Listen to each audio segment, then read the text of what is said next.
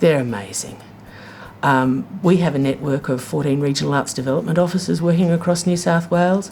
Those guys are incredible. The hours they work, the miles they travel, the difficulties they labour under, their facilitation skills, their negotiating skills and their utter commitment to their jobs is extraordinary.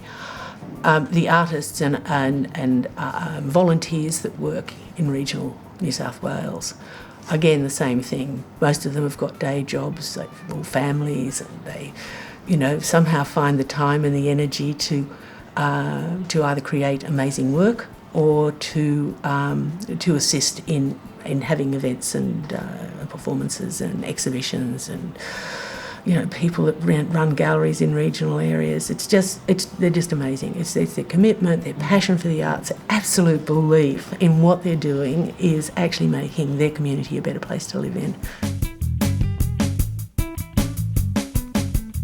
I like to sit next to nobody on a long plane flight. I love a 24-hour flight. I'm a bit of a dag. I get on there, I put on my iPod, I choose my own music. I have a stash of books to read, and I have 24 hours to travel where I don't have to make any decision except whether I'll have fish or beef. I love it. Serendipity, I think. A lot of people sort of fall into the arts. I mean, there was no such thing as a career as an arts management when I left school. As I said to you before, I went straight into retail. But it was always something I really enjoyed. I was in the school plays when I was in high school, and I was living in Canberra and I had a small business, and one of the staff members that was working for us was an usher at the Canberra Theatre. And my husband at that time wasn't the least bit interested in theatre and thought that was, a waste of money. So I got a job so I could go to the theatre. And that's how I started, So I've really done the arts from the ground up, I know the alphabet backwards from T.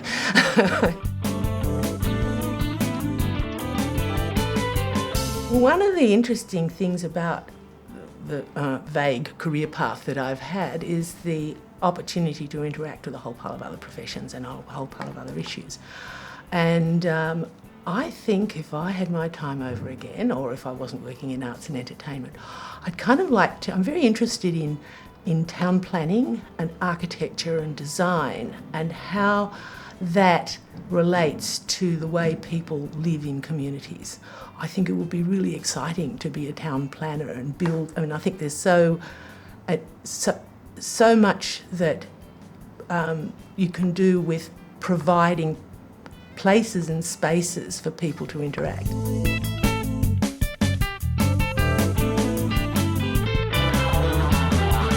I think the best lesson I ever had was to deal with issues immediately they arise, because they ain't gonna go away.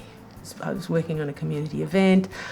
A sponsor had been terribly supportive one year. The key person changed and didn't understand why that particular sponsor was supporting this event, and I made the assumption that somebody else had briefed them, and suddenly I have this very hostile approach from the sponsor, and I'm going, I don't understand this. And, hey, I was a bit frightened and I didn't want to go and confront him, and it simmered and it festered and it became very destructive.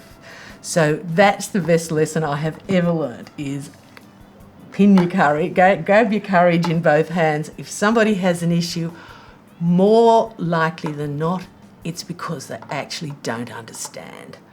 And go up and face that issue. And if you have made a mistake, apologise straight away and diffuse the situation and work out either how you can work together or shake hands and agree to part, but agree to part with mutual respect on both sides. That's the biggest lesson I've ever learned.